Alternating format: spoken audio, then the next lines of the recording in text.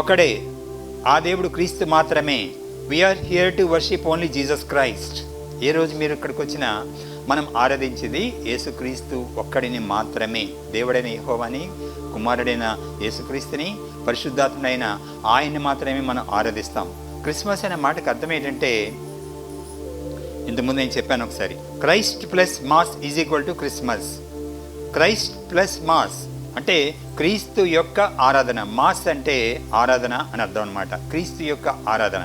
కాబట్టి మనం ఇప్పుడు క్రిస్మస్ అనే పండుగను చేసుకోబోతున్నాం. అంటే అర్థం ఏంటంటే, క్రిస్మస్ అంటే మన క్రీస్తుని మాత్రమే మనం ఇక్కడ ఆరాధిస్తున్న విషయాన్ని మనం గమనించుకుందాం. చాలామందికి ఒక చిన్న అంటే పల్లెటూరులోనేంటి, పట్టణాల్లోనేంటి, పెద్ద పెద్ద వార్తాపత్రికల్లో కూడా క్రిస్మస్ అనే మాటని తప్పుగా మరి వాళ్ళు ఉచ్చరిస్తుంటారు. Many people pronounce the word Christmas in a wrong way, misspell చేస్తారు. దాని అసలు క్రిస్మస్ని చాలామంది ఏమని పలుకుతారు, క్రిస్టమస్ అని పలుకుతుంటారు. కాబట్టి ఇక మీదట ఎవరైనా అలా పలికినట్టు మీరు గమనిస్తే వాడిని మీరు కరెక్ట్ చేయండి. ఎందుకంటే అది చాలా మంచి, ఒక చాలా precious name. The Christmas is a very great good name, a blessed name. It has many tidings. దానివల్ల మనకి చాలా ఆరాధనలు, ఆలోచనలు, దీవెనలు ఎన్నో మనకి కలుగుతున్నాయి, ఆనందం కలుగుతుంది. అటువంటి పదాన్ని మనం కరెక్ట్గా పలకాలి. ఎవరైనా క్రిస్టమస్ అని పలికితే, ఒకవేళ మీరెవరైనా పలికితే దాన్ని వెంటనే కరెక్ట్ చేసుకోండి. It is not Christmas, it is Christmas. It's a worship service of Christ. Christmas, Christ plus mass is equal to Christmas. గమనించుకోండి, నాట్ క్రిస్టమస్. క్రిస్మస్ అంటే కానిది what is not Christmas, what is Christmas అనే విషయాలు మీతో కొన్ని చెప్తాను. ఆ తర్వాత క్రిస్మస్ గురించి 4 మాటలు చెప్పి నేను ముగిస్తాను. What is not Christmas, Christmas కానిది ఏంటి, క్రిస్మస్ అంటే ఏమిటి అన్నదాన్ని ఈ రెండు మనం ఇప్పుడు తెలుసుకోబోతున్నాం. ఎందుకంటే మీకు ముందే చెప్పాను, today I'm going to speak about true Christmas or real Christmas. అంటే నిజమైన క్రిస్మస్ గురించి నేను మీతో మాట్లాడదలుచుకున్నాను. నిజమైన క్రిస్మస్, క్రిస్మస్ వేరు, నిజమైన క్రిస్మస్ వేరు. చాలామంది సంఘాలకు వస్తారు, వర్షిప్ చేస్తారు, కానీ వాళ్ళలో క్రీస్తు లేడు. ఒకసారంట ఒక ఆమె క్రిస్మస్ ఆరాధనకి బయలుదేరి సంఘానికి వెళుతూ ఉంది. అలా వెళుతున్నప్పుడు ఆమె పరిగెట్టి టైం అయిపోతుంది. ఇక మన ఏంటంటే 9:30కి మనం అనుకున్నాం ఇక్కడ స్టార్ట్ చేయాలని. సో ఆమెకి అప్పుడే 9:30 దాటేసింది. త్వరగా వెళ్ళాలని ఆతృత మీద పరిగెట్టి వెళ్ళి ఒక సంఘంలో నిలబడి గబగబా లోపలికి వెళ్ళబోయిందట. అంటే అక్కడ సెక్యూరిటీ ఆయన, అక్కడ ఒక వాచ్మెన్ లాంటి ఆయన నిలబడి ఉన్నాడు. ఆయన సెక్యూరిటీ ఆయన ఆపేశాడట. అమ్మ ఎక్కడికి వెళ్ళిపోతున్నా ఏంటమ్మా అని అడిగాడట. నా దేవుణ్ణి ఆరాధించడానికి, నా రక్షకుడిని ఆరాధించడానికి, నా తండ్రిని ఆరాధించడానికి నేను వెళుతున్నానని చెప్తే, ఇది కాదమ్మా నీ స్థలము, ఇక్కడ నీలాంటి వాళ్ళకి వచ్చే స్థలం కాదు ఇది, ఇంకా ముందుకెళ్ళమ్మా, అక్కడ చర్చ్ ఉంటుంది, ఆ చర్చ్కి వెళ్ళమని చెప్పాడట. ఆమె, అయ్యో నా దేవుణ్ణి ఆరాధించడానికి టైం అయిపోతుంది, ఇక్కడ రావద్దంటారేటండి అంటే, ఇది మీకు సంబంధించిన నీలాంటి వాళ్ళకి సంబంధించిన చర్చ్ కాదమ్మా అని చెప్పాడట. అక్కడ ఎవరు వస్తారట చర్చ్కి? లిప్స్టిక్లు పెట్టుకున్న వాళ్ళు, మంచి కాస్ట్లీ సారీస్, ఒక ఫ్యాషన్ లేడీస్ లాగా, మోడల్ లేడీస్ లాగా, జెంట్స్ లాగా సూట్లు బూట్లు వేసుకొని మంచి అంతా అందంగా మరి ఒళ్ళంతా కూడా అలంకరించుకొని, ఖరీదైన బట్టలు వేసుకొని, మరి మెడంతా నగలు ధరించుకొని ఆడవాళ్ళు, అలాగే మగవాళ్ళు కూడా వాళ్ళకి తగ్గట్టుగా వాళ్ళు కూడా అలా తయారై వచ్చే స్థలమమ్మా ఇది చెప్పాడట అనేసి. అంటే ఆమె పరిగెట్టి సరే బాబు అయితే అనేసి, ఆమె పాపం ఒక పాత చీర, అక్కడక్కడ చిరుగులు కూడా ఉన్నాయి, అలాంటి చీర కట్టుకొని మరి చూడడానికి దేన పరిస్థితిలో నడుచుకొని వెళ్తుందట. సరే బాబు నేను వెళ్తాను అనేసి పరిగెట్టి వెళ్తుంటే అందులో ఎదురుగా ఒక ఆయన వచ్చారట. అమ్మ ఎక్కడికి వెళ్తున్నావమ్మా అని అడిగారట. అంటే నా దేవుణ్ణి ఆరాధించడానికి వెళ్తున్నాను బాబు, ఆ సంఘానికి వెళ్తే మాలాంటి వాళ్ళు రాకూడదట, ఇక్కడెక్కడో ఒక సంఘం ఉంటే అక్కడ సంఘానికి వెళ్తున్నాను బాబు అని చెప్పిందట. అంటే అవునమ్మా సరే రా నీ తీసుకెళ్తాను చెప్పి ఆయన ఆ చర్చి దారి చూపించి, ఆమె ఆ చర్చిలోకి వెళ్తుంటే ఆమె చూస్తుండగా ఆయన మాయమైపోయాడంట. ఆయనే ప్రభు అయిన క్రీస్తు. అయితే ఆయన వెళ్ళిపోతూ మాట కూడా చెప్పాట, అమ్మా ఆ సంఘంలో నాకే స్థలం లేదు, ఇంకా నీకు ఇక్కడ స్థలం ఉంది, అది సంఘమే, పెద్ద సంఘమే, ఓ మంచి బట్టలు కట్టుకొని మంచి ఎంతో పయస్గా, ఎంతో భక్తిగా నటిస్తూ లేదా కనిపిస్తూ వస్తున్నారు, చాలా బాగున్నారు, కానీ వాళ్ళలో నేను లేను, వాళ్ళ మనసులో వాళ్ళ హృదయంలో నేను లేను అని చెప్పాడట. అది ఒక క్రిస్మస్. నేను ఇప్పుడు మాట్లాడబోయేది ఆ క్రిస్మస్ గురించి కాదు, ట్రూ క్రిస్మస్, రియల్ క్రిస్మస్, నిజమైన క్రిస్మస్ గురించి నేను చూడండి, వాట్ ఈస్ నాట్ క్రిస్మస్ దానికి నేను ఒక 7 పాయింట్లు చెప్తాను. 7 పాయింట్లు. మొట్టమొదటి పాయింట్ అంటే క్రిస్మస్ అనేది 25వ తారీఖున డిసెంబర్ 25న జరుగుతుంది అని, దట్ ఈస్ నాట్ ఇంపార్టెంట్. అది నాట్ ఇంపార్టెంట్. ఆ రోజు ఏ రోజైనా అవ్వచ్చు. మనకి ఇక్కడ క్రిస్మస్ 25ని, ఇంకో దేశంలో సమయాన్ని బట్టి అది 24న జరుగుతుంది, లేదంటే 26న జరుగుతుంది. అమెరికా దేశంలో రేపు జరుగుతుంది, లేదా ఇవాళ రాత్రికి జరుగుతుంది, రేపు ఇంకా తెల్లారుతుందనగా అప్పుడు జరుగుతూ ఉంటుంది అనమాట అమెరికా దేశంలో. అలాగే మరికొన్ని దేశాల్లోని ఒక నెల రోజుల ముందే చేసేస్తుంటారు. దానికి కారణం ఏంటంటే ఏదో టైం ఎవరో ఒక్కొక్క రకంగా పెట్టుకున్నారు. కానీ ఏదైనా సరే నువ్వు ఏ రోజు చేసుకో, ఇవాళ చేసుకో, రేపు చేసుకో, 10 రోజులు పోయిన తర్వాత చేసుకో, 10 రోజుల ముందు చేసుకో. Christmas is Christmas, but the date is not important. December 25th అన్న డేట్ మాత్రం ఇంపార్టెంట్ కాదు. యేసుక్రీస్తు లోకంలోకి వచ్చాడు, ఆయన నా ప్రభు, ఆయన నాకు రక్షకుడు అని నువ్వు చెప్పినప్పుడే నీకున్న క్రిస్మస్ వచ్చినట్టు లెక్క అనమాట. అదే నిజమైన క్రిస్మస్ అనే విషయాన్ని గమనించుకోండి. రెండోది ఏంటంటే, క్రిస్మస్ అనగానే ఇక మనం ఒక చెట్టు మంచి క్రిస్మస్ ట్రీ పాస్టర్ గారు ఇక్కడ వేసి ఏర్పాటు చేశారు. అలాగే మరి శాంతాక్లాజ్ అని ఒక ఆయన్ని పెడతారు. శాంతాక్లాజ్ అని అసలు పెద్ద చరిత్ర ఉంది, నేను చెప్పలేను. కానీ ఆ బహుమతులు ఇచ్చేవాడు అనమాట ఆయన. శాంతాక్లాజ్ అన్నవాడు నిజంగా ఉండేవాడు.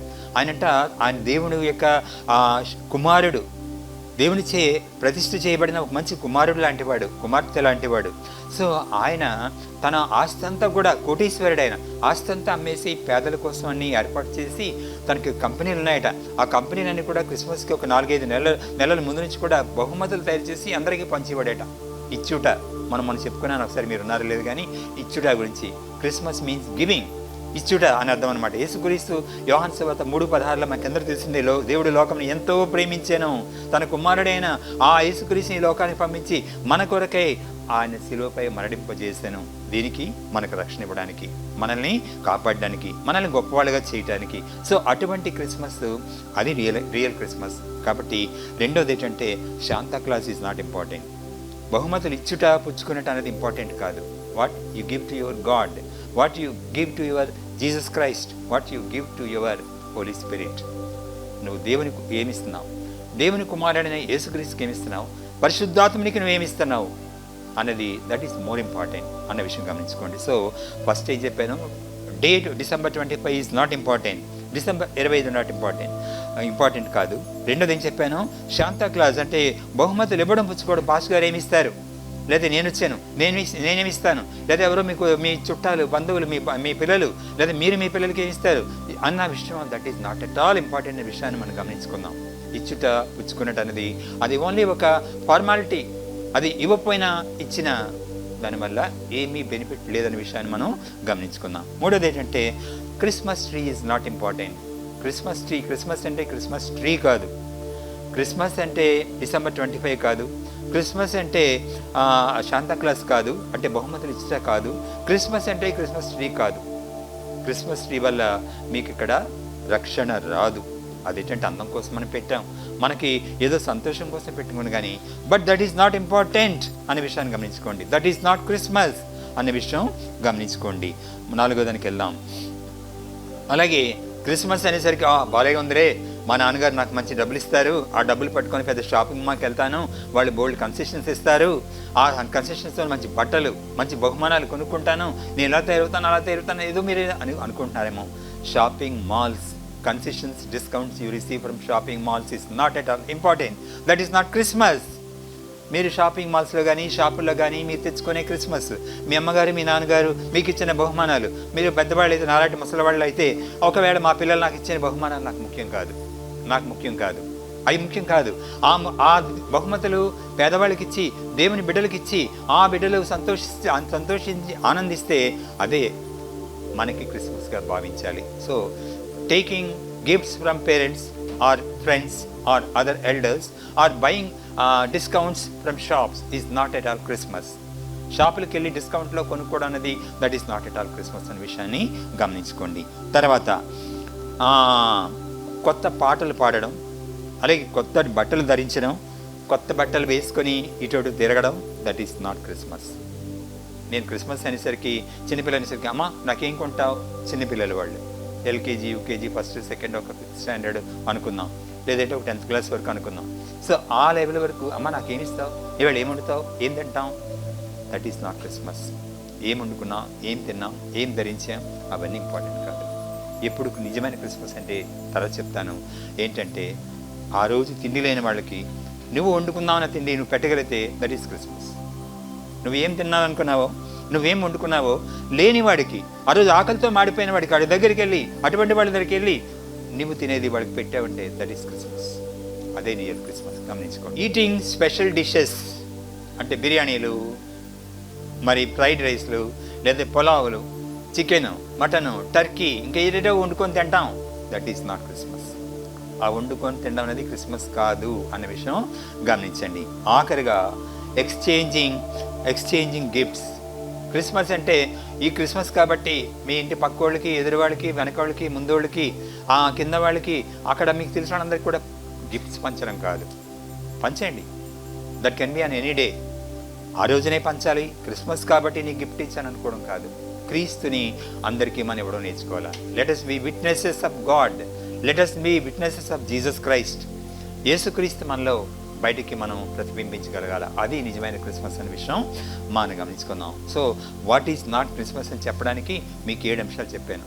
నేను గొప్పగా చెప్పట్లేదు. నేను చాలా డబ్బు ఉంది, నేను పాత బట్టలు వేసుకొని శనివేళ ఐ లవ్ ఇట్, నాకు అలాగ ఇష్టం. నేను కారు మీద రాగలను, ఒక చిన్న మోపెడ్ వేసుకొని వస్తాను. ఒక ఎంత 20-30 వేలు పెడితే వస్తుంది ఆ బండి, అది కొనుక్కుని దాని మీద వస్తాను. I can go by flights. Christmas అంటే మనల్ని డెకరేట్ చేసుకొని, మనం టీవీ పెద్ద కార్ వేసుకొని తిరిగి, లేదా విమానాలు తిరిగి, లేదా మంచి బట్టలు వేసుకొని మంచి తిండి తింటూ, దట్ ఈస్ నాట్ క్రిస్మస్ అనే విషయాన్ని తెలుసుకున్నాం. ఓకే, నెక్స్ట్ టాపిక్ వెళ్ళిపోదాం. What is Christmas? భలే చెప్పారండి. కానీ ఇంతకీ క్రిస్మస్ అంటే ఏంటి మరి? క్రిస్మస్ కాదని నేను కుట్టిపారేస్తున్నారు. మేము ఎంతో తయారు వచ్చాము, ఇంట్లో కోడి కోసుకొని వచ్చాము, బిర్యానీ వండుకున్నాము, మంచి బట్టలు కొనుక్కున్నాము, వేసుకొని కొత్త బట్టలు వేసుకోవద్దు అంటున్నారు, పాత బట్టలు వేసుకోమంటున్నారు, ఎవరో మేము వండుకున్న బట్టలు తిండంతా కూడా ఎవరికో పెట్టమంటున్నారు. ఎందుకు మరి క్రిస్మస్ అంటే ఏంటి? ఇప్పుడు మీరు తెలుసుకోండి. దానికి కూడా ఒక 5 పాయింట్లు అవి కూడా చెప్తాను. 5 ఏమి? మొట్టమొదటిగా ఏంటంటే Christmas is all about Jesus Christ. Christmas is all about Jesus. Christmas అనగానే మీకు ఎటు చూసినా, ముందుకు చూసినా, వెనక్కి చూసినా, మీ ఇంట్లో చూసినా, మీ కిచెన్లో చూసినా, మీ అద్దం ముందు నిలబడి మీ అద్దం చూసుకున్నా ఎవరు కనిపించాలా? మీ ముఖం కనిపించకూడదు. ఏం కనిపించాలా? యేసుక్రీస్తు ముఖం కనిపించాలి. మీకు యేసుక్రీస్తు ముఖం కనిపించింది, మీ ముఖం చూడడం కాదు. తెల్లవారు లేచి అలా రుతుంటారు, ఏదో లిప్స్టిక్ పట్టుకుని ఇలా పామిసుకొని, కన్నాలు పడిపోయినట్టు పెదాలు పామిసుకుంటుంటారు కొంతమంది కదా. ఇంతమంది మెడంతో చిట్లు పెట్టేట్టు 1 కేజీ బంగారం వేసేసుకుంటుంటారు.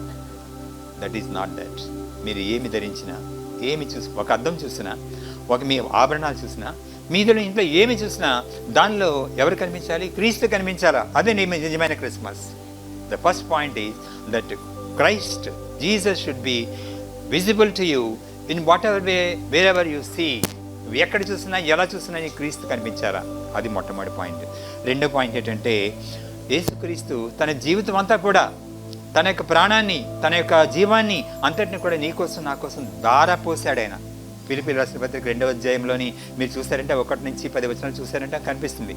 ఆయన ఆ యొక్క పరలోక రాజ్యంలో ఉన్న ఆ పరిస్థితిని విడిచిపెట్టి శిలువ మరణం పొందినంతగా తన యొక్క ప్రాణాన్ని అర్పించాడని మనం చదువుకుంటాం కదా.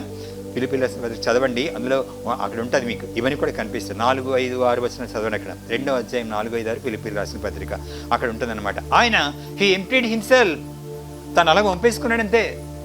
తన శరీరాన్ని, తన యొక్క మనసుని, తన యొక్క మొత్తం అంతటిని కూడా అలా పంపేసుకున్నాడు. ఎంత వయసు అప్పుడు ఆయన వయసు? 32 ఇయర్స్, 33 ఇయర్స్. ఆ మధ్య వయసులో మంచి యవ్వన వయసు. 33 సంవత్సరాల కుర్రాడు ఎలా ఉంటాడు? ఎంత హుషారుగా ఉంటాడు. అలాంటి వయసులో ఆయన్ని నలుగగట్టుకొని, ఒళ్ళంతా చీల్చుకొని మన కోసం అలా దారిపోస్తాడు. నీవు అలా చేయగలవా? అది Christmas. That is real Christmas. నేను రాత్రే 2 అంశాలు నా దృష్టిలో పడ్డాయి. ఏంటంటే ఒక ముసలి పక్షి, ఒక చిన్న పక్షి. చెప్తాను, ఈ వేరు ఇన్సిడెంట్స్ అనమాట. ఒక ముసలి పక్షి పాపం ఎగరలేకపోతుంది, ఆహారం సంపాదించుకోలేకపోతుంది. ఆ చెట్టు మీద ఎవరి దృష్టిలో పడకుండా మూల కూర్చొని ఉంది. దానికి ఒక చిన్న పిల్ల ఉంది, పిల్ల పక్షి, బేబీ బర్డ్. ఆ బేబీ బర్డ్ వెళ్ళి ఆహారం తీసుకొచ్చి తల్లికి పోషిస్తుంది. ఎంత విచిత్రం చూడండి. తల్లికేమో ఆ చిన్న పిల్ల పోషిస్తుంది, ఇలా ఇటెగిరి అటెగిరి అలాగెళ్ళి ఆ తల్లి నోట్లో పెడుతుంది. అది కింద పడిపోతుంది, పాపం తినలేకపోతుంది. అది ఆ తల్లి ముసలిది అయిపోయింది, దాని వయసు అయిపోయింది అనమాట. ఆ నోట్లో పెడుతుంటే అది బయట పడేస్తుంది. మళ్ళీ కిందకి వెళ్ళి అది తీసుకొని వచ్చి దాని నోట్లో పెడుతుంది. అలాగ 4-5 సార్లు చేసి మొత్తాన్ని తినిపిస్తుంది అనమాట. That is love. అది ఒకటి. రెండోది ఏంటంటే, ఒక తల్లి, ఇది ఇంతవరకు చెప్పుంటాను, ఇంకొక తల్లి పక్షి. అది ఆ తల్లి పక్షి పిల్లలు ఆ పొదగ్గానే ఏం చేస్తుందట, ఓ చెట్టు మీద నిలబడి, కొమ్మ మీద నిలబడి 2 చేతులు ఇలా చాపుకుంటుందట. 2 చేతులు అలాగా చాపుకుంటుంది. ఆ చిన్న పిల్లలు వచ్చి ఏం చేస్తాయంట, ఆ పిల్ల పక్షులు దాన్ని ఇక్కడ మెడని కాదు, ఈ ఛాతీ భాగాన్ని పొడుచుకొని మొట్టమొదటిగా తల్లి ఆ శరీరం నుంచి రక్తాన్ని తాగి బలపడి వెంటనే సంతోషంగా కేరింతలు పెట్టి ఆకాశంలోకి ఎగిరెళ్ళిపోతాయి. అది వాటి సంతోషం. ఇక్కడ పిల్లేమో తల్లికి ఆహారం పెట్టింది, అక్కడ తల్లేమో పిల్లలకి ఆహారం పెట్టడం కోసం తన ప్రాణాన్ని ఇచ్చేసింది. దేవుడైన యెహోవా కూడా తన కుమారుణ్ణి మనకి తన రక్తాన్ని దారపోసి వాళ్ళని రక్షించు అని 1700 సంవత్సరాలు ప్లాన్ వేసి యేసుక్రీస్తుని లోకానికి పంపించాడు. ఈ plan for 1700 years, 1700 years plan చేసి ఇచ్చాడు. ఆదికాండంలోనే దీనికి పునాది వేశాడు. అది నేను 3వ అధ్యాయంలో ఉంటుంది అది ఆ మాట. సో అలా అంటే మొట్టమొదటి బలి అక్కడ ఇస్తాడు. యేసుక్రీస్తు దేవుడు ఏం చేస్తాడంటే, ఆదాము హవ్వలు తప్పు చేసినప్పుడు వాళ్ళని ఖండించి దండించి, సరే మేము నగ్నంగా ఉన్నామని చెప్తారు. నీకు నగ్నంగా ఉన్నా నీకు ఎవడు చెప్పాడు? దేవుడు తెలీదా మాట? తెలుసు. But he asked him then, మీరు ఒంటి మీద బట్టలు లేవని, మీరు నగ్నంగా ఉన్నారని మీకు ఎవరు చెప్పారు అని అడిగితే, అప్పుడు సరే కనికరిస్తాడు. నిజంగా అని ఒక మాట అంటే ఆదాము హవ్వ మాయమైపోయి ఉండేవారు. దేవుడు ఒక్కడు కావాలంటే కొత్త సృష్టి చేసి ఉండేవాడేమో, కానీ ఆయన ఆ పని చేయలేదు. ప్రేమ చూపించాడు. ఒక పెద్ద ఆవుని ఒక పశువుని తీసుకొచ్చి దాన్ని బలిచ్చి, that was the first sacrifice. బలిచ్చి దాని చర్మాన్ని ఒలిచి చర్మపూచకాయలు చేసి తొడిగించాను అన్న మాట మీకు కనిపిస్తుందా? మీరు చూసే ఉంటారు. So that was the first and foremost sacrifice. మన క్రైస్తవ ఈ నమ్మకం, విశ్వాసం దీంట్లోని రెండవ సాక్రిఫైస్ అంటే యేసుక్రీస్తు శిలువ మరణం. రెండు కూడా ఒకదానికొకటి కనెక్టెడ్. 2వ అధ్యాయం మీకు ఆదికాండం 2వ అధ్యాయం మీకు కనిపిస్తుంది. తర్వాత ఎప్పుడైనా మాట్లాడదాం దాని గురించి. సో అలాగేంటంటే ఆయన అప్పుడే పునాది వేశాడు. సో ఇప్పుడు ఏంటంటే యేసుక్రీస్తు తన ప్రాణం అంతా కూడా, తన జీవితం అంతా కూడా మనకి దారపోసాడు. 2 పక్షుల గురించి మనం చెప్పుకున్నాం, యేసుక్రీస్తు గురించి మనం చెప్పుకున్నాం. మరి నువ్వేం చేయాలి? ఇప్పుడు నువ్వేం చేయాలి అనే విషయం గమనించుకోండి. 3వ పాయింట్కి వెళ్ళిపోదాం. 3వది ఏంటంటే, యేసుక్రీస్తు ఈ లోకంలో ఉన్నప్పుడు ఎలాగ జీవించాడు? That is real Christmas. ఎలాగ జీవించాడు? నిన్ను కూడా అలాగే ఉండమంటున్నాడు ఆయన. ఆయన ఎలా జీవించాడో నిన్ను కూడా అలాగే ఉండమంటున్నాడు ఆయన. నిందలు, దెబ్బలు తిన్నాడు. మరి అనేక మంది తిట్టారు, నువ్వు దేవుడువా అని అన్నారు. సొంత వాళ్ళు కూడా తిట్టారు. అన్నదాన్ని చెప్పారు, నువ్వు దేవుడు కుమారుడు అయితే వెళ్ళు, అక్కడికి వెళ్ళి అందరికీ వాళ్ళు చెప్పుకో, మాకు చెప్పక అని వాళ్ళు కూడా సాధించారు. అందరూ కూడా వెకిలి చేశారు. మెనీ పీపుల్ హెకిల్డ్ హిమ్, అందరూ కూడా హెకిలింగ్ చేశారు, అంటే వేళకోళం చేశారు.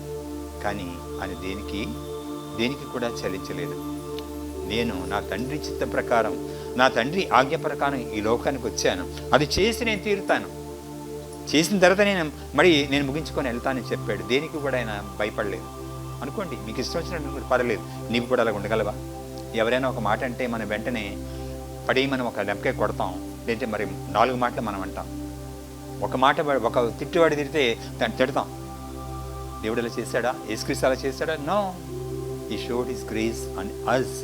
తన కృపని మన మీద కుమ్మరించాడు. కృప లేకపోతే మనం ఎవరం బ్రతకము. ప్రేమకి కృపకి తేడా మీకు ముందు చెప్పాను, మరోసారి జ్ఞాపకం చేస్తాను. ప్రేమ అంటే మనం సంపాదించుకున్నది, మనకు అర్హతతో సంపాదించుకున్నది. గ్రేస్ అంటే అదేంటంటే మనకు అర్హత లేదు, అయినా దాన్ని మనం సంపాదించుకున్నాం. మనం చేసిన తప్పుడు పనులకి, మనం చేసిన పాపాలకి మనకి రక్షణ లేదు. దేవుడు దాన్ని మనకు ఫ్రీగా ఇచ్చాడు. That is grace. అదే ప్రేమ, అదే కృప అంటే. కృప అంటే మనకు అర్హత లేని సంపాదించుకున్నట. ప్రేమ అంటే మనకు అర్హత మీద సంపాదించుకున్నట. నా తల్లికి నేను పుట్టాను, నా తండ్రి ఉన్నారు, వారు నన్ను ప్రేమిస్తారు. నాకు పిల్లలు ఉన్నారు, నా పిల్లల్ని నేను ప్రేమిస్తాను. That is a duty. నా తల్లిదండ్రులను ప్రేమించాలి, నేను నా పిల్లల్ని ప్రేమించాలి. It is a duty. That's not grace, that is love. అంటే లవ్కి మీకు ఎగ్జాంపుల్ చెప్పాను. గ్రేస్ అంటే నీకు ఇచ్చిన రక్షణ, దేవుడు నీకు ఇచ్చిన రక్షణ, అది గ్రేస్ అంటే. సో అటువంటి యేసుక్రీస్తు తన కుమారుడి ద్వారా ఈ లోకంలో అవన్నీ మనకు చేసి చూపించాడు. మనల్ని కూడా అలా చేయాలనేసి ఆయన కోరుకుంటున్నాడు. So we have to be like an example that was set by Jesus Christ. యేసుక్రీస్తు లోకంలో ఒక ఎగ్జాంపుల్ ఎలా పెట్టాడో ఆ ఎగ్జాంపుల్ మనం కంటిన్యూ చేయాలనేసి ఈ క్రిస్మస్ మనకు బోధిస్తుంది. మూడో పని మనం చెప్పుకున్నాం. మొట్టమొదటిగా ఏం చెప్పానంటే, మనం ఎక్కడ చూసినా క్రీస్తు మనకు కనిపించాలా. క్రిస్మస్ అంటే క్రీస్తు. రెండోది ఏం చెప్పానంటే, ఆయన తన శరీరం అంతా దారపోసాడు మనకి. మనం కూడా దానికి సిద్ధంగా ఉండాలి. మన ప్రాణాన్ని పోయడానికి ఎవరైనా ప్రాణం తీస్తానంటే తీసుకో. నేను నా దేవుడి దగ్గరికి వెళ్తాను. I will SIT beside my God. నా దేవుని ప్రక్కన నేను కూర్చుంటాను. ఆయన నాకు ఏర్పాటు చేసిన స్థలంలో ఉంటాను, తీసుకో అని నువ్వు చెప్పగలవా? పోనీ అది చెప్పకపోయినా నీకున్న దాంట్లో శ్రేష్టమైనవని కూడా మన దేవుడు ఇచ్చాడు. యాకోబు పత్రిక 1:17 చూశాను కదా, శ్రేష్టమైన ప్రతి ఈవి కూడా జ్యోతిర్మయుడైన తండ్రి నుంచి మనకు వస్తున్నాయి. మరి నీకున్న శ్రేష్టమైనవి కూడా ఎవరిని అడిగారనుకో, నువ్వు ఇస్తావా? అక్కడ లేనోడు ఇబ్బంది పడుతున్నాడు, మరణాపాయంలో ఉన్నాడు, వాడికి ఏదో అవసరం ఉంది, నువ్వు ఇవ్వగలవా? We have to give. There is no choice for it, you have to give. నువ్వు నిజంగా క్రైస్తవుడు అయితే, నువ్వు నిజంగా క్రిస్మస్ చేయాలనుకుంటే నీకున్నది ఇతరులకు ఇవ్వగలగా. మొట్టమొదటిగా ఏం చెప్పాను? Christmas is all about Jesus Christ. రెండోది ఏం చెప్పాను? ఆయన ధార పోసుకున్నాడు, తన రక్తాన్ని ఒళ్ళని మొత్తం అంతా కూడా జీవాన్ని కూడా పోస్తాడు మన కోసం. నీవు కూడా అలాగా పొయ్యమని లేదంటే అలాంటి పనులు చేయగలగాలని ఆయన చెప్పాడు. మూడోది ఏం చెప్పుకున్నామంటే, యేసుక్రీస్తు ఈ లోకంలో ఎలా జీవించాడో ఆయన మనకు he set an example for us. ఆయన మనకు ఒక ఎగ్జాంపుల్ పెట్టాడు. ఆ ఎగ్జాంపుల్ని కంటిన్యూ చేయాలి మనం. We have to continue. That is real Christmas, that is true Christmas అన్న విషయం గమనించుకో. నీవు యేసుక్రీస్తులాగా లేకుండా, ఆయన చేసినట్టు చేయకుండా క్రిస్మస్ పండుగ చేసుకుంటే దానికి విలువ లేదు. There is no value for it. అటువంటి లేకుండా వేషధారుల కింద లెక్క అనమాట. సున్నం కుట్టిన సమాధులని మన వాక్యంలో మనం చూస్తాం. అలాంటి క్రిస్మస్లో మనం చేయకూడదని ఆయన వాక్యం మనకు చెప్తున్నాడు, హెచ్చరిస్తున్నాడు. If you want to celebrate Christmas, you do what Jesus has done in this world. యేసుక్రీస్తు ఏం చేశాడో నువ్వు అది చేయగలిగి ఉండాలని చెప్తున్నాడు. 4వ పాయింట్ ఏం చెప్పాను? తర్వాత యేసుక్రీస్తు సిలువ మరణం పొందాడు. సిలువ మరణం పొంది ఆయన లోకానికి వెలుగును తీసుకొచ్చాడు. లోకానికి ఆయన రక్షణ తీసుకొచ్చాడు. లోకానికి ఏమి ఉండవలనో అవన్నీ కూడా ఇచ్చాడు. అలాగ ఉండాలని మనం ఆశపడతాం. అటువంటి క్రిస్మస్, అది పండుగ అంటే ఏంటంటే దండక పనులు చేయమని కాదు, దానికి పనికొచ్చే పనులు, దేవునికి ఇష్టమైన పనులు చేయాలని ఆయన ఆశపడుతున్నాడు. దేవునికి ఇష్టమైన పనులు చేయమంటున్నాడు. కాబట్టి అంటే యేసుక్రీస్తు శిలువ మరణం పొంది he accomplished the goal on the cross. Accomplish అంటే గెలిచాడు, సాధించాడు. ఆయన శిలువ మరణం పొంది, బాధలు పొంది, వదిలించి చీల్చుకొని, రక్తాన్ని కార్చి ఆయన సాధించాడు. నువ్వేంటి సాధిస్తావు? ఒక మంచి లిప్స్టిక్ రాసుకొని సాధించాలనుకుంటున్నావా? ఏంటంటే ఒక మంచి ఖరీదైన ఒక 10,000 నేను ఈ మధ్యన ఒక దగ్గరికి వెళ్ళాను, పేరు చెప్పిన వాడు మీకు తెలుసు అనుకోండి. అక్కడికి వెళ్ళాను. వెళ్తే పాపం వాళ్ళు సేవ చేసుకుంటున్నారు. అందరూ చందాలు ఇస్తే ఆ డబ్బులతో సేవ చేసుకుంటున్నారు. ఆ ఇంటికి ఒక కోడలు వచ్చింది. ఆ కోడలు అంటదట, నాకు 10,000 చేరిస్తేనే నేను చర్చికి వస్తాను, లేదా నేను రానంటదట. పాపం అందరూ మీలా కూర్చున్న వాళ్ళందరూ కూడా చందాలు ఇస్తే ఆ పాస్టర్ గారు సంఘాన్ని నడిపిస్తున్నారు. కానీ కోడలు కండిషన్ ఏంటి? 10,000 చేరుస్తావా, అప్పుడే నేను సంఘానికి వస్తాను, లేదా నీ పరుగు పోద్ది అని పాస్టర్ గారిని బెదిరిస్తుంది. సో అటువంటి పనులు మనం చేయకూడదనే విషయం గమనించుకోండి. Okay, next, how the sinner can have reunion with God. తర్వాత పాయింట్ ఏంటంటే, మరి మనము క్రీస్తుతో ఒకవేళ మనం తప్పు చేస్తాం, దిగజారిపోతాం, పర్వాలేదు, నో ప్రాబ్లం. కానీ మళ్ళీ we must have reunion with Christ, reunion with God.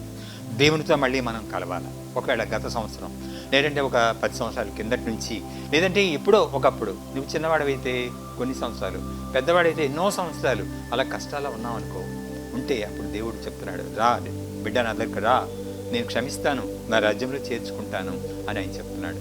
ఒకసారి ఒక తల్లికి 2 పిల్లలు ఉన్నారట. ఆ తల్లి ఆ ఇద్దరు పిల్లలు ఏంటంటే చాలా బాగా పెంచింది తల్లి, మంచి ఆవిడ, మంచి భక్తురాలు, బాగా పెంచింది. కానీ ఒకడేమైందంటే దారి తప్పాడు. ఒకడేమో బాగా చదువుకొని ఒక మంచి ఉద్యోగం చేసుకుంటున్నాడు, పెద్ద గవర్నమెంట్ ఉద్యోగం, మంచి ఉద్యోగం చేసుకుంటున్నాడు. కొన్నాళ్ళకి ఏమైందంటే ఈ రెండోవాడు తప్పులు చేసి మొట్టమొదటిగా బజార్కి వెళ్ళి ఉల్లిపాయలు దొంగతనం చేసేవాడట.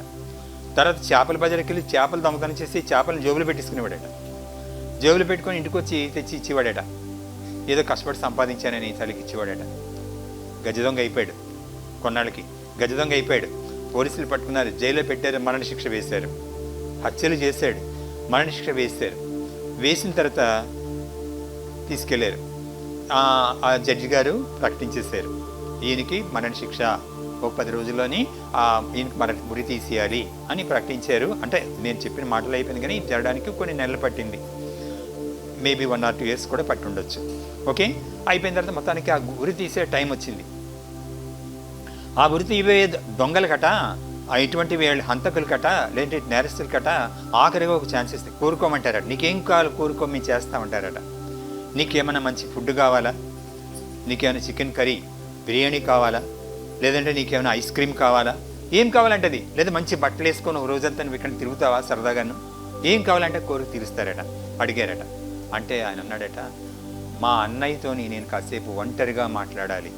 వాళ్ళ అన్నయ్య ఎవరు? అన్నయ్య చెప్పలేదు, నేను తప్పు చెప్తున్నాను. జడ్జి గారితో నేను ఒంటరిగా మాట్లాడాలి అన్నారట. వాడికి భయం వేసింది, బాబాయ్ ఆ జడ్జి గారిని మరి పీకనడికి చంపిస్తే, వీడేమో నేరస్తుడు, అప్పటికే ఎంతమంది చంపేశాడు అని మంచి సెక్యూరిటీ చుట్టూ పెట్టి జడ్జి గారు కూడా పర్లేదు రానివ్వండి నేను చూసుకుంటాను అని చెప్పారట. రమ్మన్నారట. లోపలికి వెళ్ళారు, తలుపులు వేస్తారు. బయట సెక్యూరిటీ వాళ్ళు రెడీ ఉన్నారు, ఏదైనా జరిగితే తలుపులు తోసుకొని వెళ్ళిపోయి జడ్జి గారిని రక్షించాలని అన్ని ఏర్పాట్లు చేసుకొని జడ్జి గారికి కూడా వాళ్ళని నమ్మించడానికి, సరే ఏదైనా హడావిడి చెప్తే నేను గట్టిగా కేకేస్తాను, లోపలికి వచ్చేయండి అని చెప్పి అంతా వెళ్ళిపోయారు. అని చెప్తా ఇంతకీ ఆ జడ్జి గారు ఈ నేరస్తుడి తాలూకా సొంత అన్నదమ్ముడే వెళ్ళి, అన్నయ్య నన్ను రక్షించు, అన్నయ్య నన్ను రక్షించు, నువ్వే నన్ను రక్షించగలవని కేకేశాడట. తమ్ముడు నిన్ను రక్షించాలంటే ఒకటే మార్గం అని చెప్పి, నీ బట్టలు ఇప్పేయి అని బట్టలు తీసారట. ఈయన బట్టలు ఇప్పేశారు. జడ్జి గారి బట్టలేమో దొంగోడు వేసుకున్నాడు, దొంగోడు బట్టలేమో జడ్జి గారు వేసుకున్నారు. ఆ జడ్జి గారు దొంగోడుగా మారిపోయారు, దొంగోడేమో జడ్జిగా మారిపోయాడు. ఆయనేమో రాయల్గా నువ్వు గౌ వెళ్ళిపోయి ఇక్కడి నుంచి అనేసి ఆ జడ్జి గారు రూపంలో ఉన్న ఈ దొంగోడు జడ్జి గారే బయటికి వెళ్ళిపోయాడు. అంత క్షేమంగా ఉంది అని గబగబ బయటికి వెళ్ళి పారిపోయారట. అప్పుడు వీళ్ళు వచ్చి ఈ పోలీసులు ఏంటంటే ఆతృతలో ఉన్నారు, టైం అయిపోతుంది, ఉరి తీసే టైం అని. ఆ జడ్జి గారికి ముసుగు తొడిగేసి, ముఖం చూడలేదు, ముసుగు తొడిగేసి ఆ బట్టలు దొంగోడు బట్టలు ఈయన వేసుకున్నారు కాబట్టి దొంగోళ్ళగా ఉన్నాడు ఆయన. వేసేసి పట్టుకెళ్ళిపోయి ఉరి తీశారు. యేసుక్రీస్తు కూడా అదే పని నీకు నాకు చేశాడు. దేవుడైన యెహోవా తన కుమారుడు వాళ్ళందరూ కలిసి మనకు అదే పని చేశారు. మనందరం దొంగలమి, ఆయన బట్టలు తీసి మనకు వేసి మనల్కి ఉరిసమ్మ ఎక్కకుండా మనం రక్షించాడు. అది నీ రియల్ క్రిస్మస్ అంటే అది. ఇలాంటి క్రిస్మస్ని చేయగలవా? అన్న తమ్ముడు కోసం తన జీవితాన్ని సాక్రిఫైస్ చేశాడు. ఇక్కడ దేవుడు తన కుమారుణ్ణి మనకి వెళ్ళు నీ ప్రాణాన్ని అర్పించు, 1700 సంవత్సరాల ప్లాన్ వేసి ఎలా జరగాలి, ఏడు జరగాలి, ఎప్పుడు జరగాలి, ఎవరు ఇందులో పాల్గొవాలి, ఎవరు ఏం చేయాలి, ఎవరు ఏ పాత్ర పోషించాలి అన్నీ కూడా చెప్పేసి మొత్తానికి వేశాడు. సో అలాగా ఇవన్నీ చేయమని దేవుడు మనల్ని కోరుకుంటున్నాడు. It's all about Jesus Christ the sun who humbled himself by becoming obedient to the point of death on the cross.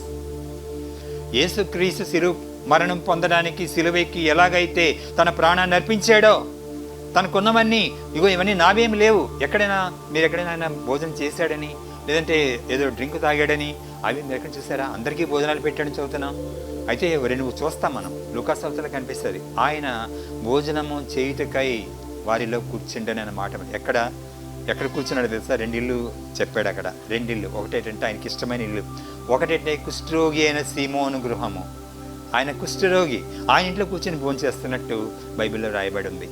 లూకాసు వార్తలో ఉంటుంది, మీకు తర చూపిస్తాను వాక్యం. రెండోది ఏంటంటే అలాగే అక్కడే మరియా మార్తా లాజరు, ఆ కుటుంబం అంటే ఆయనకు చాలా ఇష్టం. యేసు కన్నీళ్లు విడిచాను ఒకే ఒకసారి బైబిల్లో మాట ఉంటుంది కొత్త నిబంధనలో కదా. లాజరు చనిపోతే అందరూ ఏడుస్తుంటే దుఃఖం వచ్చి ఆయన కూడా ఏడ్చారట. యేసు కన్నీళ్లు విడిచాను, అతి చిన్న వాక్యం కూడా అది. అంటే రెండో చిన్న వాక్యం అనుకోండి. ఇంకోటి ఉంది, ఆత్మనార్పకుడనేసి దశలోనికల్లో ఉంటుంది. ఇక్కడేమో యేసు కన్నీళ్లు విడిచిన ఒక మాట ఉంటుంది. చిన్న వాక్యము, కచ్చడు అంత ప్రేమించాడు. అదే ఎందుకు చెప్తున్నానంటే అలాంటి ప్రేమని చూపించాడు. మనం కూడా అటువంటి ప్రేమ చూపించగలిగి ఉండాలనే విషయాన్ని మనం గమనిద్దాం. కాబట్టి ఏంటంటే ఆయన తను తగ్గించుకొని తన ప్రాణాన్ని అర్పించి తను అంత ప్రేమించాడు. మరి మనం ఏం చేస్తాం?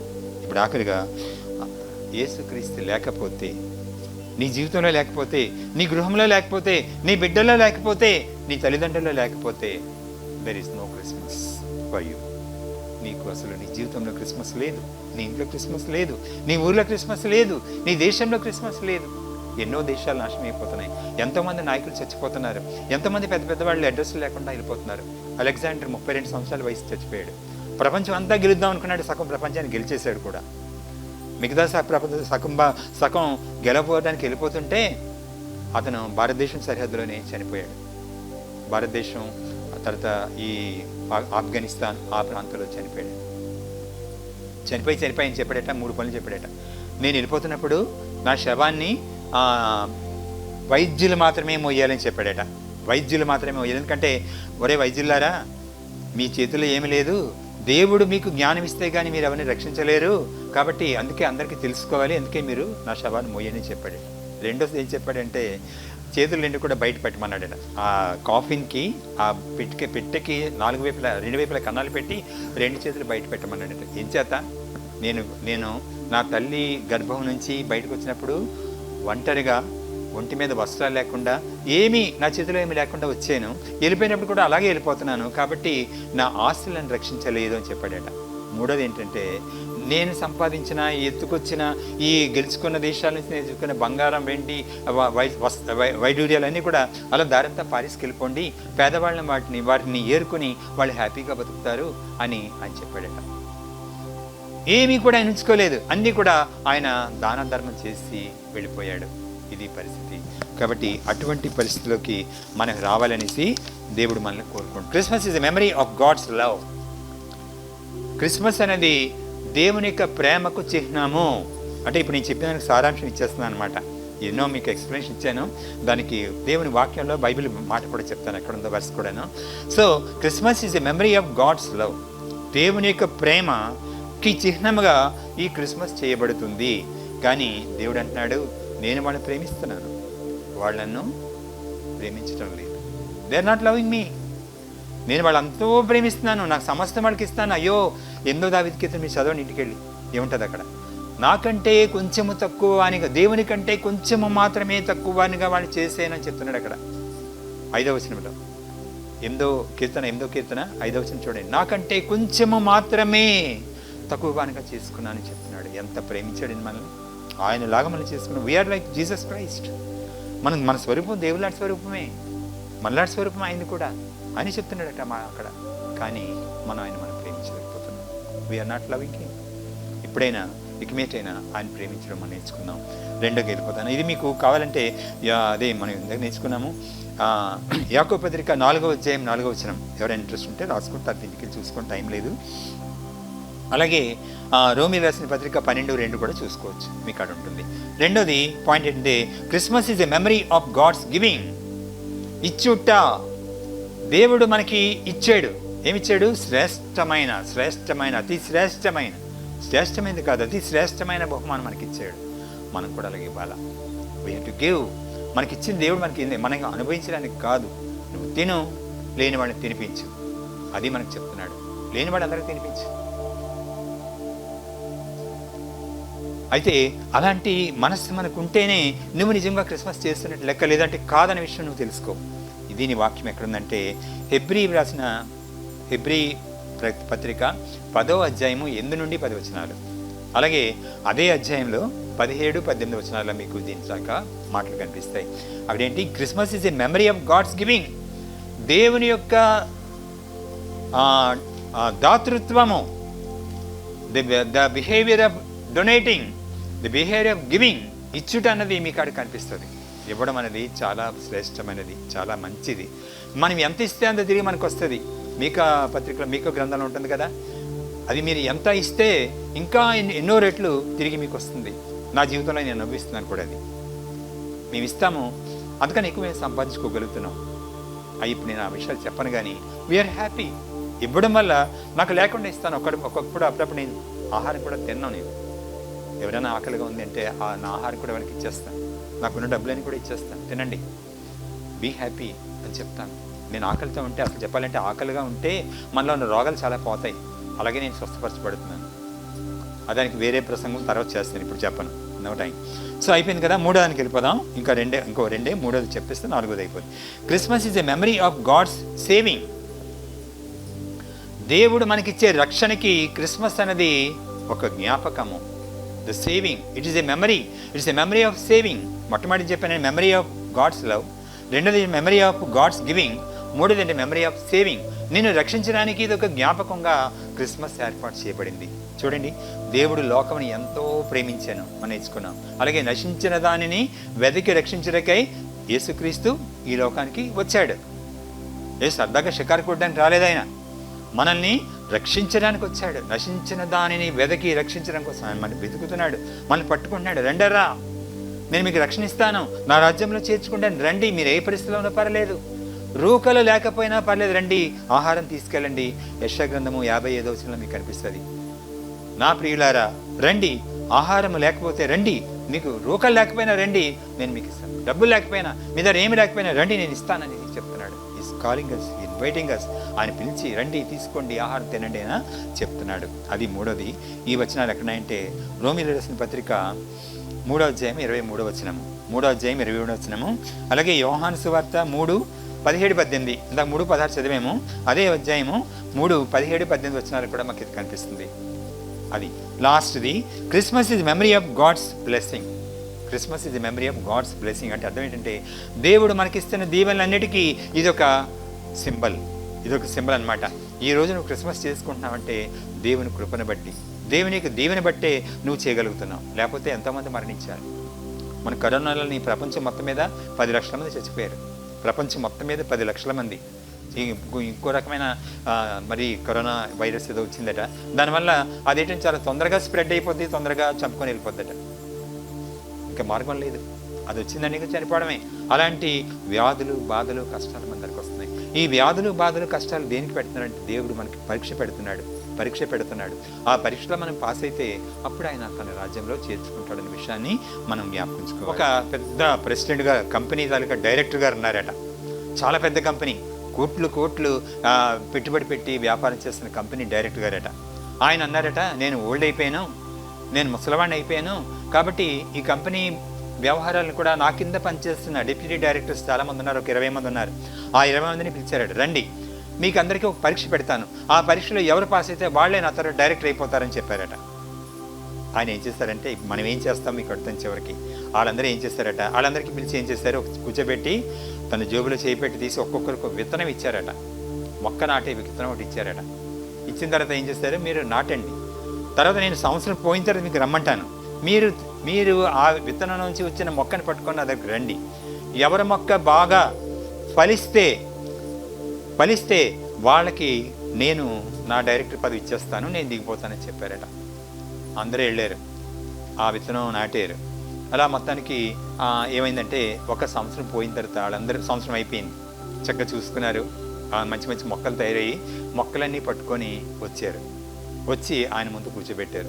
పెద్ద టేబుల్ వేసి ఆ చుట్టూ వాళ్ళకు 20 మంది పట్టే టేబుల్ ఏర్పాటు చేసి ఆ చుట్టూ వాళ్ళు కూర్చోబెట్టి మీ మొక్కలు దాని మీద పెట్టాలంటే చిన్న పువ్వుల మొక్కలు అనమాట. అలాంటివి ఆ మొక్కలు పెట్టి ఆయన చూస్తున్నారట. భలే పెంచారే, బాగున్నాయి అన్నారట. ఒక ఆయన మాత్రం పాపం ఆ మొక్క పాపం మొలవలేదు. ఆ గోలుని తీసుకొచ్చాడు. గోలులో మొలకపోయినా సరే సంవత్సరం ప్రతిరోజు నీళ్ళు పోస్తున్నాడు. ఏమో ఇవాళ మొలుస్తుందేమో అనుకొని సంవత్సరం నుంచి అలాగా మొలుస్తుందని ఆశపడి కాడి గోలుని పట్టుకొని వచ్చి ఆయన ముందు కూర్చున్నాడట. వీళ్ళందరూ మిగతా కూర్చొని నవ్వుతున్నారు. అందరూ, మెట్లోడా పిచ్చోడా ఏంటి, ఇలాంటి పిచ్చి గోలుని పట్టుకొని ఏమీ లేకుండా మట్టి పట్టుకొని గోలుని పట్టుకొని తెచ్చిపెట్టాడు అనేసి అన్నారట. అయిపోయింది, మీటింగ్ అవుతుంది, చాలా బాగున్నాయి అన్ని అవసరమైన అన్ని మొక్కలు చూస్తారట. చాలా బాగుంది, ఈ బాగుంది, ఈ పువ్వులు బాగున్నాయి, ఆ పూలు బాగున్నాయి, ఇది బాగుంది, అది బాగుంది అన్నీ చెప్పారట. చెప్పి ఆయన ఆఖరి ఈ అబ్బాయి దగ్గరికి వచ్చారట. ఏమి నీ సంగతి ఏంటి అని అడిగారట. అంటే నేను సంవత్సరం అంతా దానికి చాలా సేవ చేశాను సార్, నేను దానికి ఎరువు వేసాను, ప్రతిరోజు నీళ్ళు పోస్తాను, ఈవేళ కూడా పోసాను, సంవత్సరం నుంచి పోస్తున్నాడు, ఈవేళ కూడా పోసాను సార్ అని చెప్పాడట. సరే అనేసి ఆయన అలాగే వెళ్ళిపోయి వచ్చాయన సీట్లో కూర్చున్నారట. కూర్చొని yes now I'm going to announce who is the new director, కొత్త డైరెక్టర్ ఎవరైనా అనౌన్స్ చేయబోతున్నాను అని చెప్పారట. చెప్పిన తర్వాత అందరూ చాలా ఆవేశంగా ఉన్నారనమాట. అందరి మొక్కలు బాగున్నాయి, చాలా బాగున్నాయి అందరి మొక్కలు కూడా ఉండి ఎవరు ఏం పేరు చెప్తారని టెన్షన్లో ఉంటే ఆయన ఈ మొలవని మొక్క ఉన్న ఆ అబ్బాయిని పిలిచారట. ఈ కాళీగోళం, ఈ పిచ్చిగోళం ఉన్న మొక్క, ఈ పిచ్చిగోళం దాన్ని పట్టుకొచ్చి పిచ్చి మొక్క అనుకుందాం, అందులో ఏం లేదు. ఆ గోలు పట్టుకొని ఆయన చేసి ముందుకు రా అన్నారట. ఈజ్ మై నెక్స్ట్ డైరెక్టర్ అన్నారట. ఆ గోలలో మొక్కలేని ఆయన్ని ఈజ్ మై నెక్స్ట్ డైరెక్టర్, నేను నా యొక్క బాధ్యతలు ఈజీని నాకు చెప్తున్నాను, is from today is going to be your director చెప్పి ఆ విత్తనాలు ఇచ్చినప్పుడు ఈయనన్నీ కూడా కుళ్ళిపోయిన విత్తనాలు ఇచ్చాడు. అవన్నీ నీటిలో మరగబెట్టేసి శుభ్రంగా మరగబెట్టేసి ఎండబెట్టేసి ఇచ్చాడు. మరగబెట్టి ఎండిపోయిన విత్తనాలు ఫలిస్తాయండి? ఫలించలేదు. మరి ఇప్పుడు ఇలా మొక్కలను ఎలా ఫలించాయి? వాళ్ళు ఏం చేశారు? మోసం చేశారు. మీరు నేను చేసిన పని అదే. మన దేవుడిని మనం మోసం చేస్తున్నాం. ఏదో క్రైస్తవులాగా మంచి ఆభరణాలు వేసుకొని, బట్టలు వేసుకొని, మంచి అద్భుతంగా మన షోప్ చేసుకొని మనం చేస్తున్నాము. కానీ దేవుడు అది చూడడు. దేవుడు పై ఆకారాన్ని చూడాడు, మన లోపలి దాన్ని చూస్తాడు, హృదయాన్ని పరిశీలించి దానికి తగిన బహుమతి మాత్రమే మీకు ఇస్తాడు. మీరు క్రిస్మస్ రోజు కనిపించిన విధానానికి ఆయన మార్కులు వేయాడు. మీ క్రిస్మస్ అయినా వేరే రోజైనా ఏ రోజు మీ హృదయం ఎలాగుంది, ఆయనతో ఉన్న ఆ ర్యాపోర్ట్, మీకు దేవునికి ఉన్న సంబంధం బట్టి మీకు మార్కులు పడతాయి. మీకు పరలోక రాజ్యంలో మంచి ఒక భవనము, ఒక అంతస్తు ఇవ్వడం తప్పించి మీరు వేసుకున్న బట్టలు బట్టి కానీ, మీరు తినే తిండి బట్టి కానీ, మీరు మాట్లాడే విధానం బట్టి కానీ, దేని బట్టి కూడా మీకు రాదని విషయాన్ని గమనించుకోండి. అదే నా ముగింపు.